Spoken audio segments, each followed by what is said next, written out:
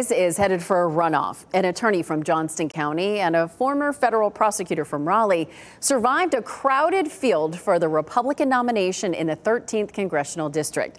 The district wraps around the triangle, covering Franklin, Johnston, Harnett, and Lee counties. It also includes parts of Wake County. WRAL's Matt Tallhelm is live outside the State Board of Elections in Raleigh with reaction from the top candidates. Matt? Yeah, Deborah, Brad Knott came in second here. He now has 9 days to notify the Board of Elections here that he will seek a runoff. He's already said he will do that.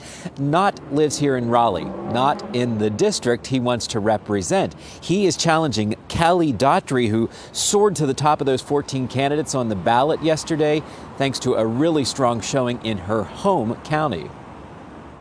Voters in the 13th district will head to the polls twice in 2 months to pick which Republican candidate they want to send to Congress. Johnston County Attorney Daughtry got 7,200 more votes than former federal prosecutor Brad Knott, but that's not enough to avoid a runoff.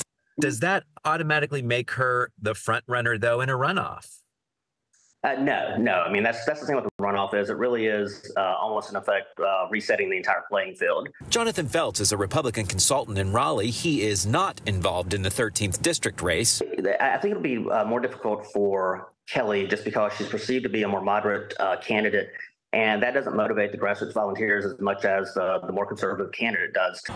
Both candidates are tying themselves to former President Donald Trump as they try to win over voters. Knott posted this message to social media saying he's going forward with a runoff to fight to secure the border, stop the surge in crime and disorder, and reduce inflation by cutting wasteful spending. In the fall election, I will join with President Trump to take the fight to the Democrats. Daughtry's campaign says the results make it clear that voters are seeking a candidate who will prioritize America first. Trump won in a landslide here in North Carolina, and I will work with Trump when I get to Congress to secure the border, reduce inflation, and refocus our foreign policy.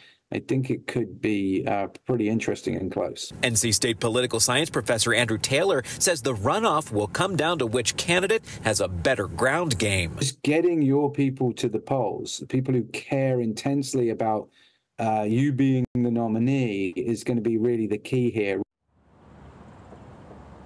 Now, Feltz and Taylor both expect this campaign to get nastier. Now that it's down to just these two, you can expect attacks on each other, those kind of ads.